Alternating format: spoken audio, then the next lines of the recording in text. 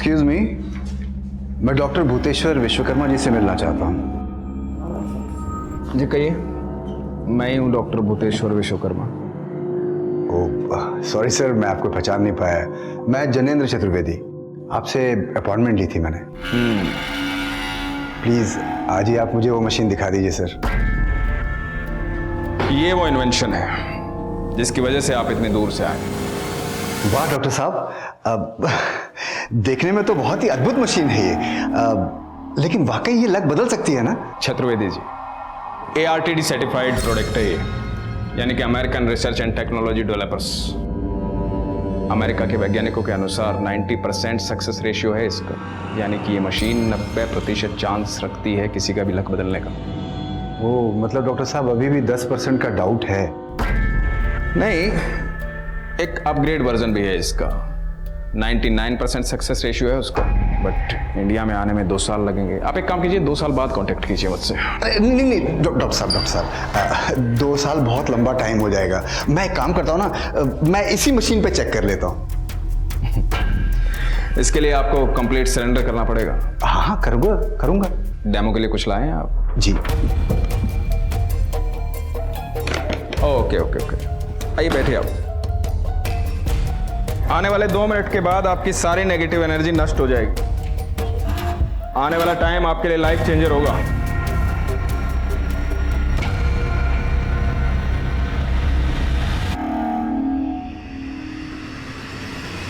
Just relax.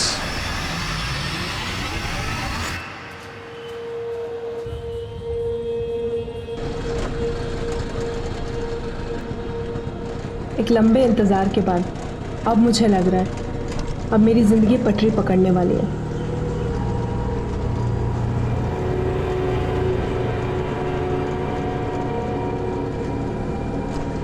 पर कल तक क्यों लगता था कहीं जिंदगी का ये पूरा सफर वेटिंग टिकट पे ही नहीं काटना पड़ जाए। इस सोच की भी कई वजह थी और इन वजहों की भी कई कहानियां थी।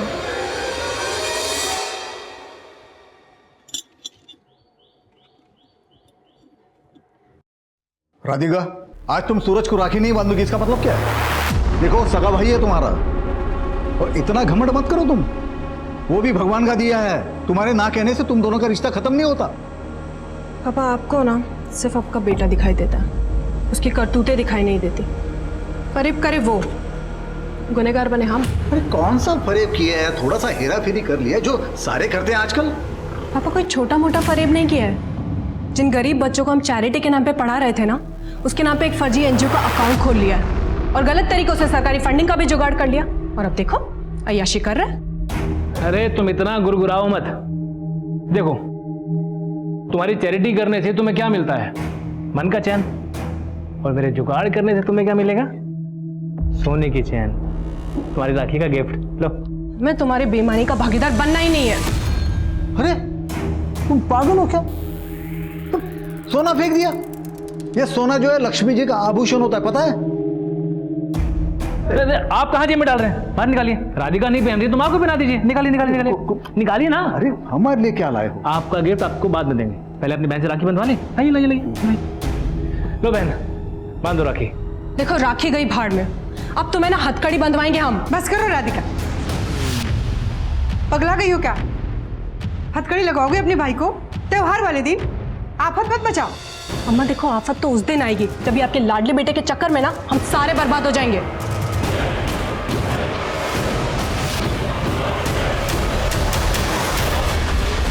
कई बार मजबूरी में हम अपनों की असलियत भी दुनिया से छिपा लेते हैं, लेकिन कई राज हमारे अपने भी तो होते हैं जिन्हें हम किसी से नहीं कहते और अंदर का शोर दबाकर उस पर खामोशी का ढक्कन लगा देते हैं।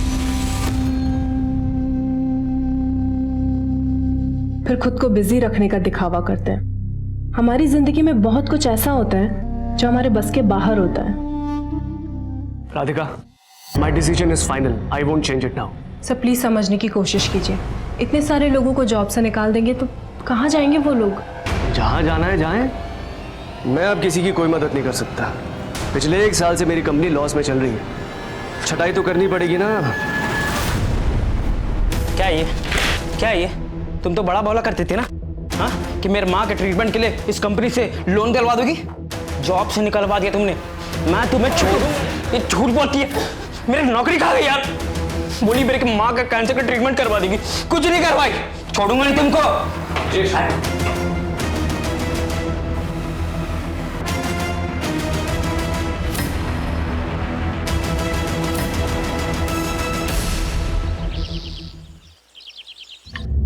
अरे पैसा के पेड़ पे उगता है जो हर 2 महीने के बाद पैसा बढ़ाने को बोल देती है? साहब 2 साल से 3,000 में ही काम कर रहे हैं। राधिका दीदी ने बोला था कि इस महीने से 4,000 देंगे। सुन सुन सुन, ये घर के मालिक जो हम हैं, राधिका नहीं है। सुलक्षणा, तू अंदर जाके काम कर, टेंशन मत ले। जी दीदी। पापा, किसी गरीब की मजबूरी का फायदा उठाते हुए आपको शर्म नहीं आती?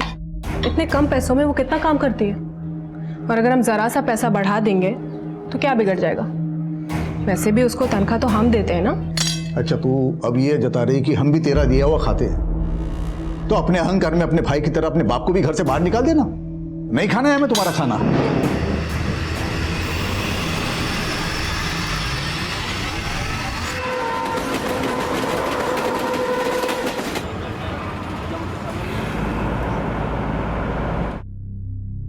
अगर आप सोचते हैं आप स्वाभिमानी हैं तो मान लीजिए, लोग आपको अभिमानी ही समझेंगे। जब ग्लास आधा भरा होता है तो लोग उसको आधा खाली ही कहते हैं। लोगों की नज़र में मेरा सच भी ऐसा ही था, आधा। अब खाली हो या भरा हुआ मालूम नहीं, पर मैं इसी अधूरेपन से भाग रही थी। और जब भी कोई सच हमारे अंदर ही मर जाता है तो वो हमें जिंदगी भी अधूरी ही देता है, और मौत भी अधूरी।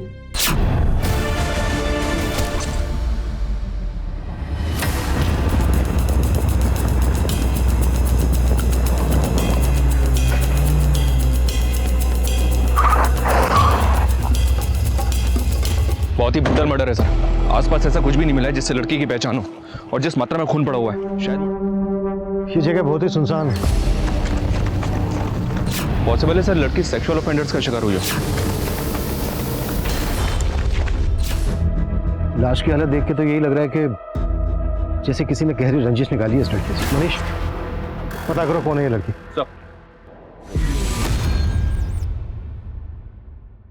सर पोस्टमार्टम के अकॉर्डिंग लड़की के लोअर एब्डोमेन पे मल्टीपल स्टैबिंग की गई है। रेप के कोई साइन नहीं है, लेकिन उसका यूट्रस पूरी तरह से डैमेज्ड है।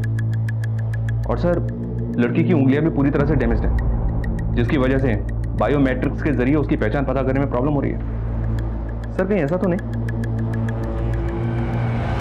कि यूट्रस को निकालने की कोशिश की गई हो, शायद ऑर्गन ट्रांसप्लांटेशन के पर्पज से? नहीं मनीष, लाश की हालत देख के तो यही लग रहा है कि किसी ने अपनी गहरी रंजिश निकाली है। ये काम किसी मानसिक रोगी का भी हो सकता है।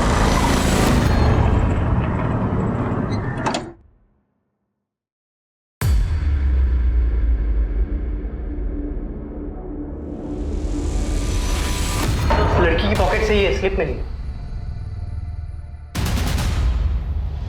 ये कोई बिल या रिसीट है, पर खून बहुत है इस पर, कुछ पढ़ने में नहीं आ रहा है क्या लिखा है। सुमित, इसको सॉल्वेट से वॉश करवाओ, शायद कुछ पढ़ने में आ जाए। सब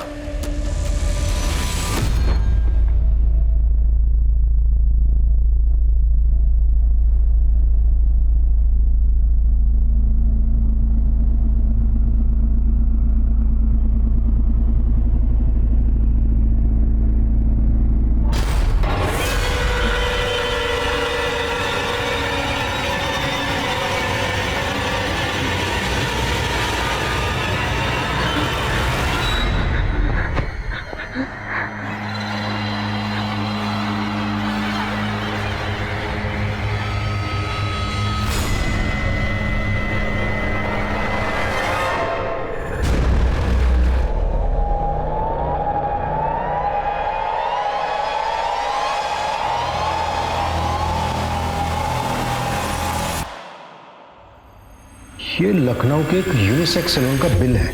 जी सर, इस पर लखनऊ का एड्रेस तो लिखा है, लेकिन सर सैलून का फोन नंबर नहीं है।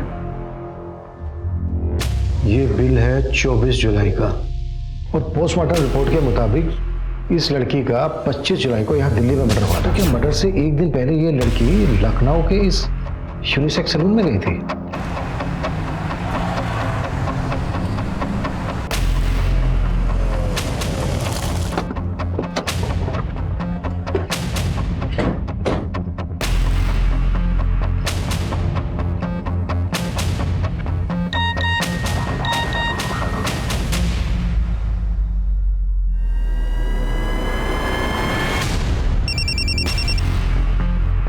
हाँ मनीष, फोटो मिला मुझे। सर वो फोटो मैंने यूनिसेक्स सैलून के बाहर के सीसीटीवी से लिया था। वो लड़की 24 जुलाई को लखनऊ के इसी यूनिसेक्स सैलून में आई थी। नाम पता चला उसका? सैलून के मालिक से बात किया सर, लेकिन वो उसके बारे में कुछ नहीं जानता। लेकिन सर उसने यहाँ पे कार्ड से पेमेंट किया था। उसके क्रेडिट कार्ड की डिटेल्स मैंने निकलवा ली हैं। बहुत जल्द पता चल जाएगा कि वो कार्ड किसके नाम पे इशू हुआ था। तुम लड़की का नाम एड्रेस पता करो, मैं निकलता हूँ लखनऊ के लिए।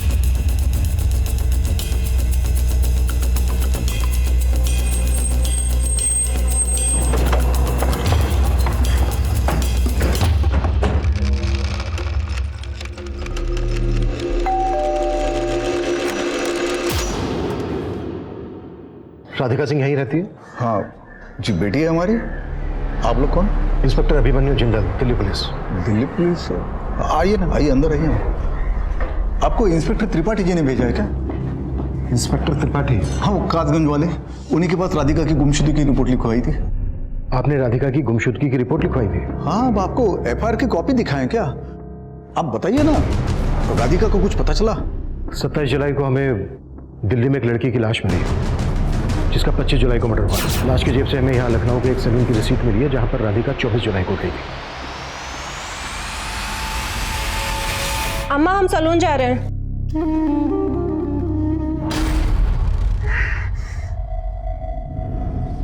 क्या ये राधिका है? फोटो में चेहरा साफ नजर नहीं आ रहा है, लेकिन हमारी राधिका तो कानपुर गई थी। आपको लाश दिल्ली में मिली है ना? कानपुर?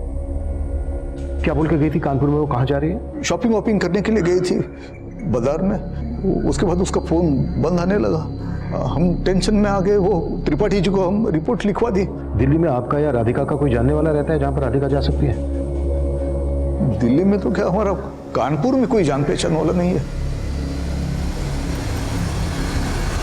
त्रिपाठी जी, ये राधिका की मिसिंग कंप्लेंट कौन सी डेट में दर्ज हुई थी? ये 26 जुलाई की दोपहर को हमने कानपुर पुलिस से भी राधिका की डिटेल शेयर की थी, लेकिन फिलहाल वहां से कोई जवाब नहीं आया है। लेकिन 25 जुलाई की सुबह 9:30 बजे लखनऊ रेलवे स्टेशन की सीसीटीवी फुटेज में राधिका कैप्चर हुई थी। ये देखिए सर, वो प्लेटफॉर्म नंबर 7 पे देखी गई थी जहां से उसने कानपुर जाने वाली ट्रेन पकड़ी थी।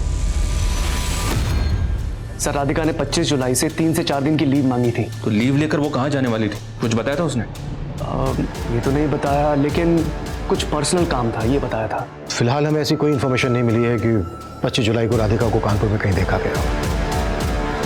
आप लोग अच्छे से याद करने की कोशिश कीजिए। शायद राधिका कानपुर की किसी जगह का नाम आपसे बोल के गई हो जहाँ वो जाने वाली है। किसी मार्केट वगैरह का नाम लिया हो उसने? नहीं, तो वो सिर्फ इतना ही बोल के गई थी कि वो कानपुर शॉपिंग के लिए जा रही है, शादी की शॉपिंग। राधिका को जिस ढंग से मारा गया है उससे तो यही लगता है कि राधिका की जिंदगी में सब कुछ ठीक ठाक नहीं था। किसी पे शक है आप लोगों को? बाबूजी, अम्मा, आप सोच कर रहे हैं? सर को बताइए ना। मुझे उसी पे शक है, वही है, मैं बता रहा हूँ। किसकी बात कर रहे हो तुम? विजय दोस्त था राधिका का। राधिका? विजय, अंदर कहाँ घुस रहे तुम? राधिका से मिलने आए हम। नहीं मिल सकते तुम राधिका को। नहीं, कायब एक बात कान खोल के सुन लो। तुम हमारे नाम राशि के ना होते तो अभी के अभी हमारे बेटे को बोला गया ना, तुम्हारे कुंडली बिगाड़ दिए होते। निकल जाओ यहाँ से। कल जी ऐसा है, हम भी आपसे प्यार से कह रहे हैं, हम आए हैं राधिका से मिलके जाएंगे। राधिका क्या बात करनी है? हाँ देखो, हमने तुम्हें साफ साफ बोल दिया था पहले ही, हम बद्री जी से शादी कर रहे हैं। हमें पता तुम हमसे भी प्यार करती हो। निकलो। अरे बता दे रहा तुमको बद्री जी से शादी करेंगे करके। निकल जाओ। रहता कहाँ है विजय?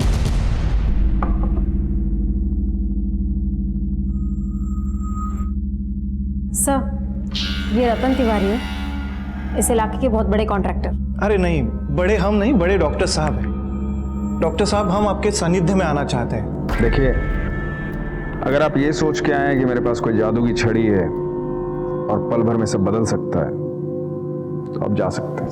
नहीं नहीं, हम अंधविश्वासी नहीं हैं। हाँ, लेकिन आपके विज्ञान का अनुभव करना चाहते हैं डॉक्टर साहब। डेमो के लिए कुछ लाए हैं? जी बिल्कुल।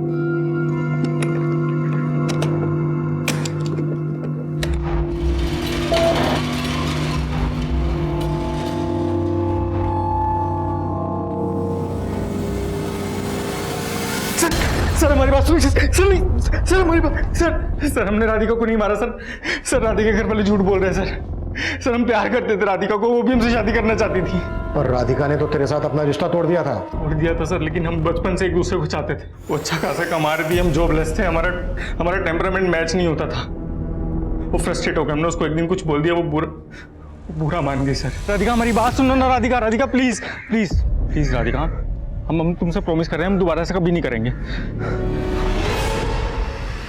हमें तुमसे कोई बात नहीं करनी है। सर हमें तो लगता है कि उसका बाप और भाई मिलकर उसे हमारे खिलाफ भड़का रहे थे, क्योंकि वो उसकी शादी किसी और आदमी के साथ कराना चाहते थे। और ये बात तेरे से बर्दाश्त नहीं हुई, इसलिए तूने राधिका को। सर हमने राधिका को नहीं मारा सर, अगर हमको खुंदक थी ना तो उसके बाप और भाई से थी।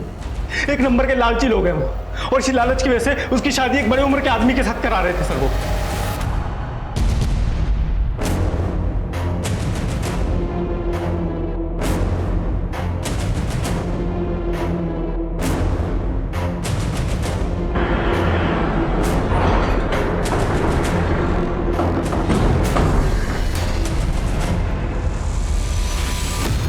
ये आप क्या बोल रहे हैं सर? राधिका का मर्डर कैसे? तुम्हें वाकई में कुछ नहीं पता या कोई ड्रामा? सच कह रहे हैं सर, हमें कुछ नहीं मालूम। तो इस दौरान तुम्हारी राधिका के माँ बाप से कोई बातें नहीं हुई? आखिरी बार बात तब हुई थी जब उन्होंने हमारा और राधिका का रिश्ता तोड़ दिया। तुम्हारा और राधिका का रिश्ता उन्होंने तोड़ दिया? जी सर, वो हमसे बोले कि राधिका हमसे शादी नहीं करना चाहती, पर सर हमें विश्वास नहीं हुआ। हम खुद राधिका से मिलके इसकी वजह जानना चाहते, लेकिन उसका फोन बंद पड़ा। तो जब तुम्हारी राधिका के साथ फोन पे बातें होती थी तो मुलाकातें भी होती होंगी? सर हमें तो लगा था कि हमें जिस लड़की की तलाश थी वो हमें मिल गई, और हमने कभी सोचा भी नहीं था कि राधिका इस रिश्ते से नाखुश होगी। हमने कभी कल्पना भी नहीं की थी राधिका को इतना बुरा अंत मिलेगा।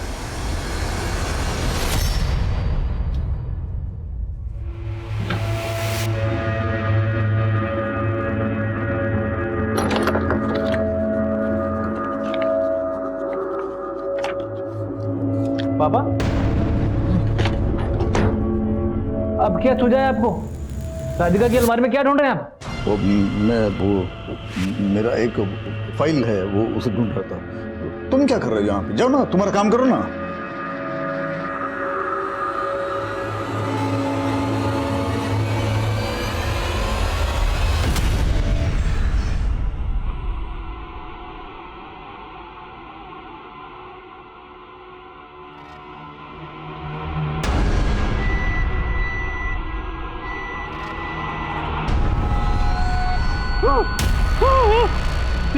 ये कहाँ आ गए हम?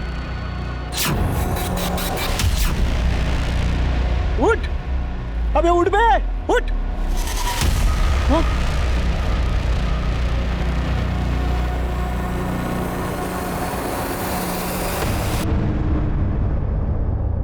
ये लक मशीन हमारा लक बदल रही है नीलू। सही बोला।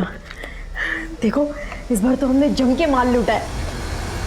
25 जुलाई को राधिका का फोन लखनऊ से दिल्ली की तरफ ट्रैवल हुआ था, और 25 जुलाई की शाम को तकरीबन 6 बजे उसका फोन स्विच ऑफ हुआ था रेठाला में। और सर यही वो जगह थी जहां हमें राधिका की लाश मिली थी। राधिका ने 25 जुलाई को लखनऊ स्टेशन से वेद शक्ति ट्रेन ली, जो कानपुर पहुंचती है 12:10 पर, दिल्ली पहुंचती है 4:45 पर, और उसी शाम 6 बजे रेठाला में उसका फोन स्विच ऑफ हुआ। इस लिहाज से तो सर कोई गुंजाइश नहीं कि राधिका कानपुर में उतरी हो। लेकिन राधिका अपने घर वालों से तो यही कह के गई थी कि वो कानपुर जा रही है, लेकिन गई दिल्ली। तो क्या राधिका ने अपने घर वालों से झूठ बोला था? लेकिन किस मकसद से?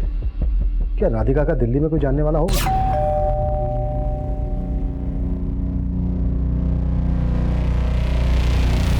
लेकिन सर राधिका के कॉल रिकॉर्ड्स में दिल्ली का कोई नंबर नहीं मिला।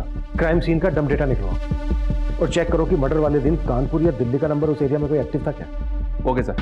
और एक बात है सर, मैं बद्री से मिला था, उसने बताया कि राधिका के पेरेंट्स ने उसका और राधिका का रिश्ता राधिका की मौत के 5 दिन बाद खत्म कर दिया था, 30 जुलाई को। व्हाट? या सर।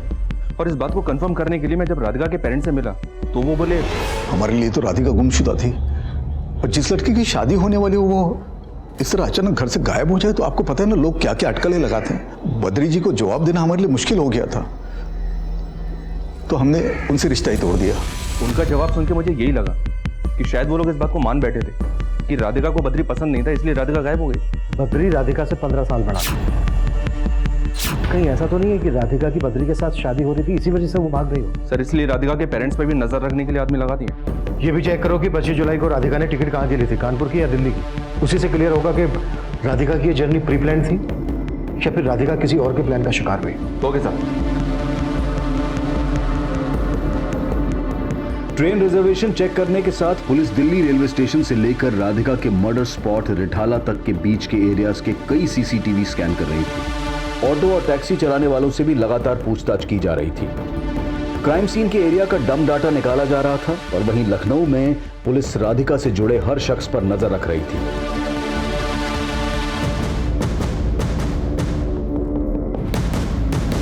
अरे तुम क्यों चिंता कर रही हो? आता हूँ ना मैं। अरे कुछ दिन अम्मा को संभालूं, फिर आता हूँ। अम्मा को बाद में संभाल, पहले तो आपको संभाल चाहते दी, हमको चुना लगा दिया। बाबा क्यों इतना गुर्रा रहे हो? और क्या चूल्हा कट्टा लगा रखा है? ये आरव कौन है? कौन आरव? वही आरव जिसके नाम राधिका का जमीन होगी, जो जमीन कायदे से हमारे नाम पे होनी चाहिए थी। तुम पहले ही उंडी मार दिया। क्या बात कर रहे हो आप? ए नौटंकी, हमको मत घुमाना। हम जानते हैं तुम्हारा षड्यंत्र है। ये आरव तुम्हारा चमचा है जो तुमको जमीन का पैसा दिया है। आप पकड़ा गए हो क्या? हम आरव बारव को नहीं जानते हैं।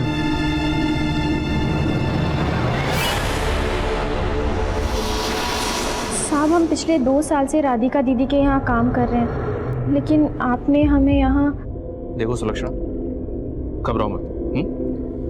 हम सिर्फ इतना जानना चाहते हैं कि राधिका के अपने माँ बाप और अपने भाई से रिश्ते कैसे थे? भाई राधिका दीदी के साथ नहीं रहते थे और पिताजी से बहुत चिड़ी चिड़ी सी रहती थी राधिका दीदी। अपनी माँ से बहुत प्यार करती थी, इससे ज़्यादा और कुछ नहीं पता हमें साहब। ये राधिका की बद्री से शादी होने वाली थी, तो क्या राधिका इस शादी से खुश थी?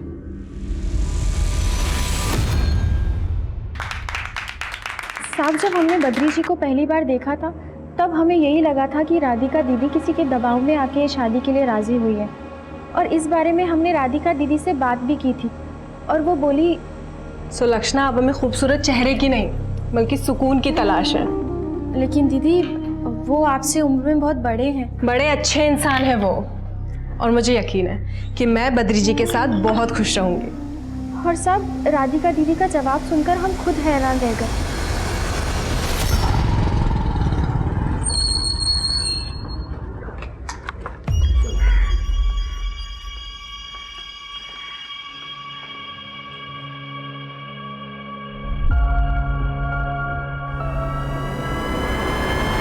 ये आप क्या कह रहे हैं सर?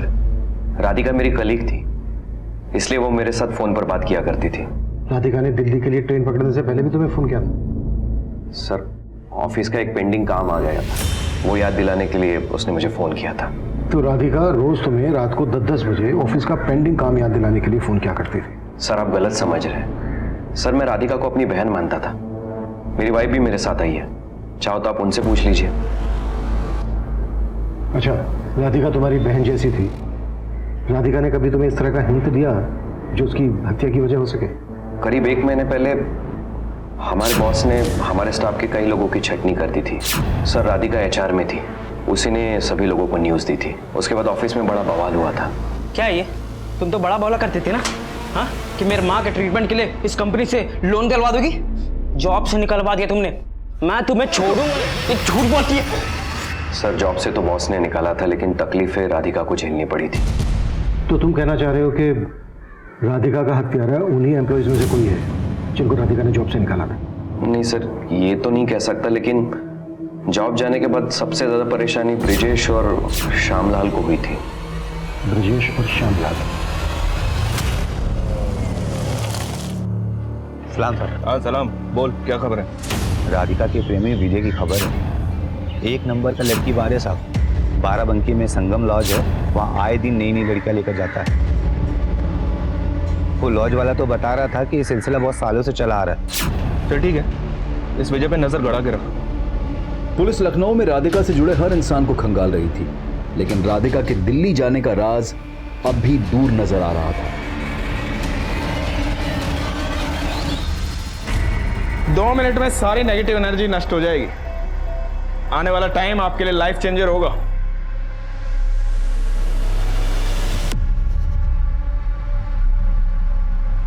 Just relax.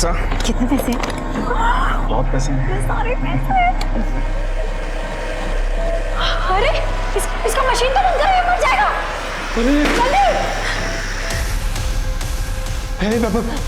हेलो, हे भाई साहब, मर गया है। मर गया।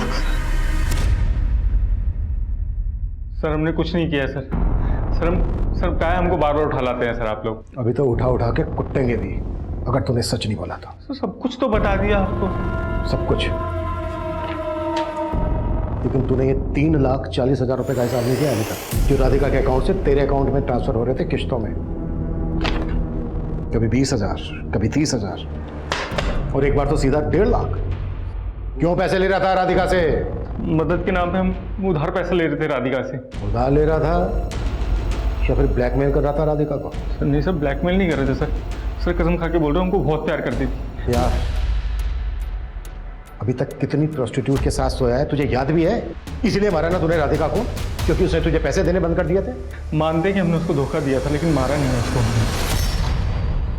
राधिका तुम यहाँ क्या कर रही? कहाँ है वो?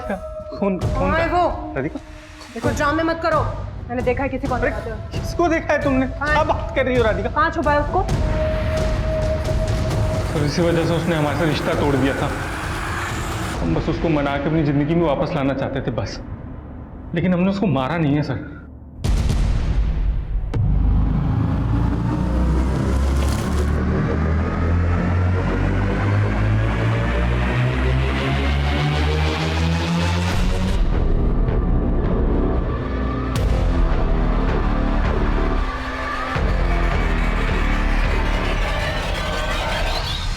आरव? जी सर। सर राधिका की जमीन आरव के नाम हो गई है, वो जमीन जो दादाजी ने राधिका के नाम करी थी। हमें तो इसमें राधिका के वकील का कोई झोल लग रहा है। नाम क्या वकील का? सत्येंद्र मिश्रा। वो तो ये भी बताने के लिए तैयार नहीं कि आरव है कौन। सुमित वकील की डिटेल ले इनसे, जाके मिलो और पता करो आरव कौन है। नीरज भाटिया, तू तो कह रहा था तुझे पता ही नहीं है राधिका दिल्ली गई थी, जबकि राधिका की ट्रेन टिकट तेरे बुकिंग आईडी से हुई है, कोमजी 124। किराया आईडी है ना? हाँ सर, वो राधिका मुझसे टिकट जरूर बुक करवाती थी, लेकिन मैंने कुछ नहीं किया है सर। कुछ नहीं किया तो ये बात तूने हमसे पहले क्यों नहीं बताई? मैं डर गया था सर। देख अब कुछ भी मत छुपाना हमसे और ना ही झूठ बोलना। राधिका दिल्ली में कहाँ गई थी? वो रिठाला। रिठाला? वहीं राधिका का मर्डर हुआ था। देखिए सर, मुझे इसके बारे में कुछ नहीं मालूम। राधिका अक्सर रिठाला जाया करती थी। क्यों जाया करती थी? नहीं पता सर। रिठाला में किससे मिलने जाती? पिंकी छाबरा से। ये पता तुम? हाँ सुमित। सर मैं उस लॉयर सत्येंद्र मिश्रा से मिला, वो बता ही नहीं रहा है कि आरव कौन है। बोल रहा है कि जब तक हम लोग कोर्ट के ऑर्डर नहीं लाएंगे वो हमें कोई भी स्टेटमेंट नहीं देगा। व्हाट?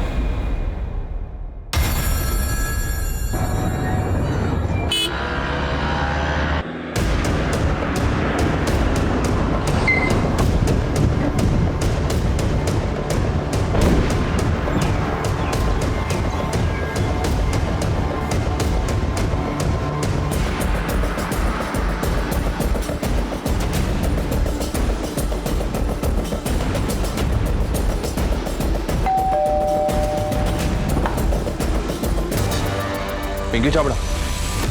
क्या? राधिका जी की लाश? पिंकी छाबड़ा, हमसे कुछ भी छिपाना मत। 25 जुलाई को राधिका यहाँ भी आई थी ना? तुम्हारा उसके मर्डर से क्या ताल्लुक है, बोलो। साहब मुझे तो मालूम भी नहीं है राधिका जी का मर्डर हुआ है। हाँ 25 तारीख को वो यहाँ आने वाली थी लेकिन आई नहीं। राधिका यहाँ क्यों आती थी? साहब वो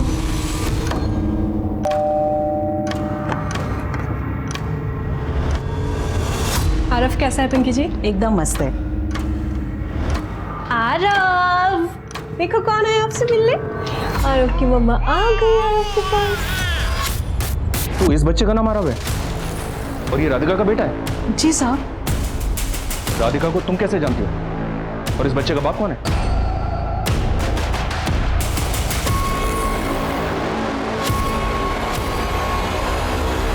सर आप मुझे फिर गलत समझ रहे हैं। सर मैं राधिका को बहन मानता था, वो बच्चा मेरा कैसे हो सकता है? जब से वो बच्चा आरव पैदा हुआ पिंकी के पास रह रहा है। और पिंकी ने हमें बताया कि वो राधिका से तेरे थ्रू मिली थी। सर बिना शादी के राधिका को मां बनना पड़ा था।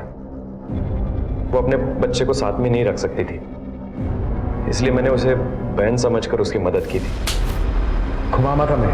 राधिका ने तुझे ये बता दिया कि वो मां बनने वाली है और ये नहीं बताया कि उसके बच्चे का बाप कौन है। मुझे उससे ये तब पता चला जब वो मां बन चुकी थी। सर उस दौरान वो 6 महीना हमारे दिल्ली ब्रांच में शिफ्ट हो गई थी, तब मुझे उसका पर्पस पता चल गया। सर वो अपने बच्चे की देखरेख के लिए किसी को ढूंढ रही थी, तब मैंने उसे पिंकी के बारे में बताया था। राधिका की बद्री के साथ शादी होने वाली थी। बद्री को इस बच्चे आरव के बारे में पता चल गया हो, कभी राधिका ने ऐसा कुछ हिंट दिया था? नहीं सर, पर वो चाहती थी कि बद्री से शादी करने के बाद आरव उसके साथ ही रहे। इस बच्चे के बाप के बारे में राधिका ने तुम्हें कभी बताया? नहीं साहब, उन्होंने तो कभी नहीं बताया। लेकिन हाँ, एक बार जब राधिका मैडम बच्चे से मिलके जा रही थी तो एक औरत यहाँ आई थी। औरत? कौन औरत? मम्मा के साथ जाना है आरव को। मम्मा जल्दी वापस आ जाएंगे, ठीक है? मैंने देखा एक औरत चिपके हमें देख रही थी।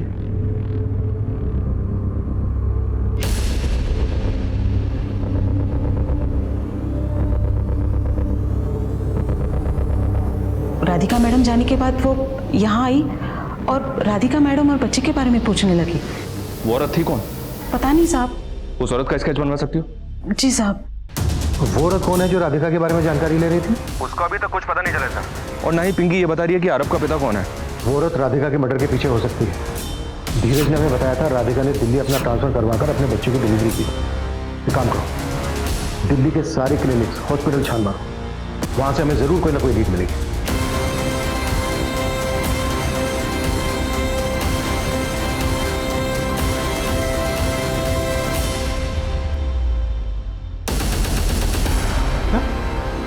आरव राधिका का बेटा है? ये कैसे हो सकता है? ये झूठ है। देखिए, हमें राधिका के कलीग धीरज और इस औरत पिंकी ने यही बताया कि आरव राधिका का बेटा है। ये है पिंकी, जानते हैं आप इसको? नहीं, इसको नहीं जानते हम। पिंकी ने हमें बताया कि यह औरत राधिका और उसके बेटे आरव के बारे में पूछताछ करने आई थी। इसको जानते हैं? नहीं, इसको भी नहीं जानते हम।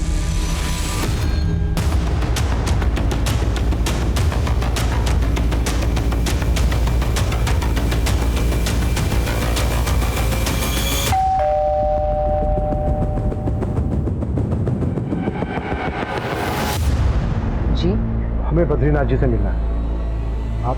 मैं उसकी माँ हूँ, शकुंतला। क्या राधिका का एक बेटा है? जी। अच्छा, इस औरत को जानते हैं आप? हमें शक है कि राधिका के मर्डर में इस औरत का हाथ हो सकता है। नहीं सर, हम नहीं जानते। बद्रीनाथ जी, राधिका के कलीग धीरज ने हमें बताया था कि राधिका आपसे शादी करने के बाद अपने बच्चे आरव को आप ही के साथ रखना चाहती थी, अडॉप्ट करके। क्या ये सही है? हमारी हमेशा से एक विश थी कि हम शादी के बाद एक अनाथ बच्चे को अडॉप्ट करें और उसे माँ का प्यार दें। क्या आप हमारी ये विश पूरी करेंगे? हाँ सर, हमने तब राधिका को कह दिया था कि हम शादी के बाद कोई अनाथ बच्चा अडॉप्ट कर लें, लेकिन सर हमें बिल्कुल भी अंदाजा नहीं था कि उसका कोई अपना बच्चा था।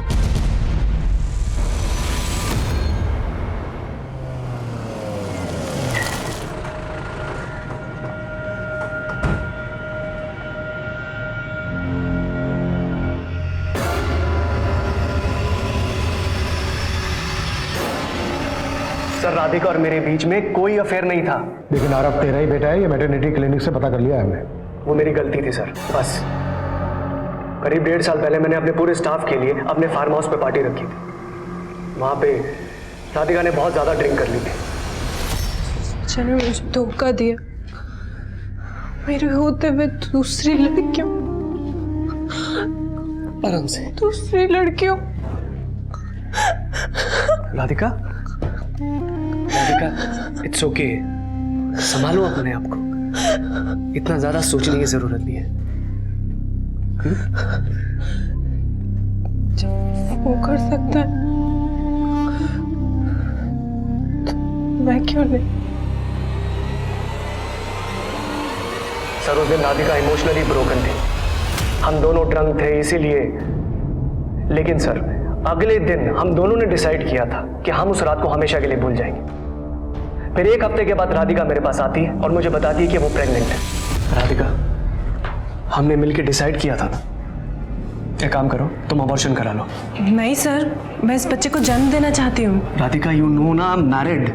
सर आप टेंशन मत लीजिए, आपको कोई तकलीफ नहीं दूंगी। सर राधिका अपने डिसीजन से हटना नहीं चाहती थी, इसीलिए मुझे उसकी मदद करनी पड़ी। मैंने पर्पसफुली उसका ट्रांसफर दिल्ली में करवाया था सर। और यही नहीं, इंसानियत के नाते जिस दिन डिलीवरी थी मैं उससे मिलने भी गया था। अब तक पुलिस के लिए हर मोड़ एक डेड एंड था और हर कोशिश नाकामयाब थी, और अब उनकी उलझनें और बढ़ने वाली थी। ये 25 जुलाई की फुटेज है सर, जिस शाम राधिका का मर्डर हुआ था। और सर ये फुटेज देख के आपको ऐसा नहीं लग रहा है कि राधिका को गाड़ी में जबरदस्ती बिठाया गया? किसके नाम पर रजिस्टर्ड है ये गाड़ी? डॉक्टर भूतेश्वर विश्वकर्मा। ये विश्वकर्मा एक कॉन मैन है सर, लग बदलने की मशीन के नाम पे कई लोगों को लूट चुका है। दिल्ली के कई थानों में इसके नाम पे 400 BC के केसेस दर्ज हैं। दिल्ली में हमारी टीम इसके बारे में पता लगा रही है।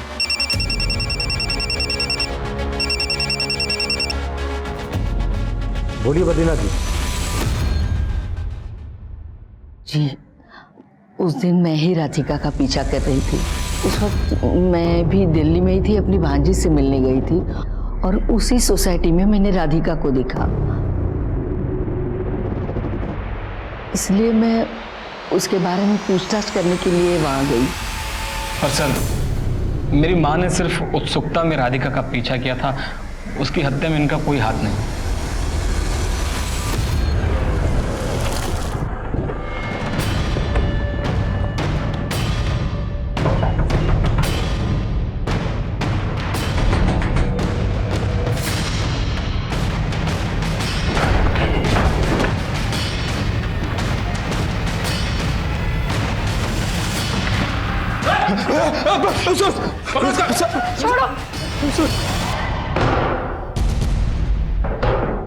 सर मानता हूं कि बहुत लोगों को चूना लगाया, पर किसी को मारने का नहीं सोचा था सर। वो गलती से एक आदमी मर गया था।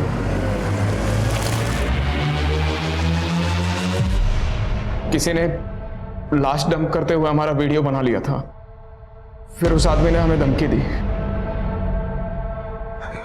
हेलो सुन, अगर तू चाहता है कि ये वीडियो पुलिस के हाथ ना लगे तो एक काम करना होगा। सर उसने हमें ब्लैकमेल किया सर, इसलिए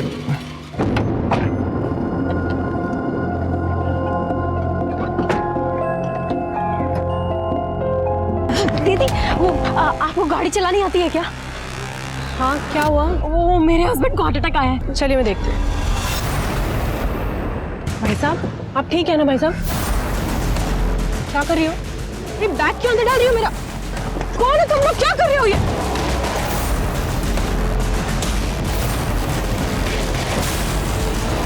अरे पकड़ इसको, पकड़।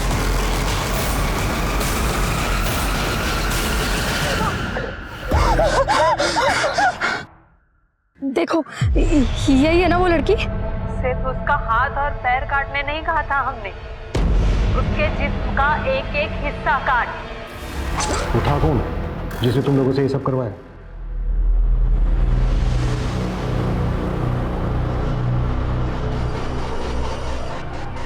ये तो हम सोच ही नहीं पाए कि जिन जड़ों को हम इतना दूर दूर तलाश रहे थे, वो जड़ें तो हमारे इतने करीब थे।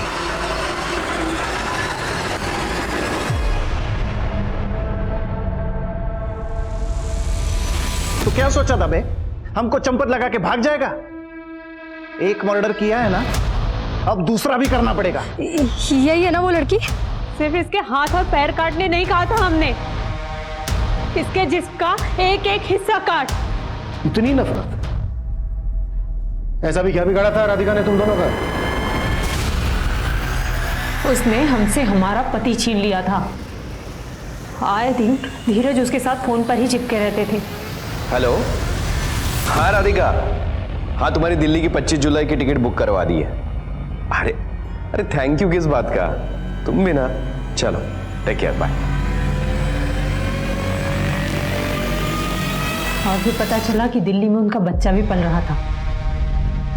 रतन भैया को बताए हम, इनका भी खून खोला और निकाल ली हमने भड़ास। अब मेरी सुनो तुम दोनों। धीरज राधिका को सच में अपनी बहन मानता था, और वो बच्चा धीरज का नहीं किसी और का था। अब तुम अपने हाथ से देखना, जेल में निकल जाएगी भड़ास।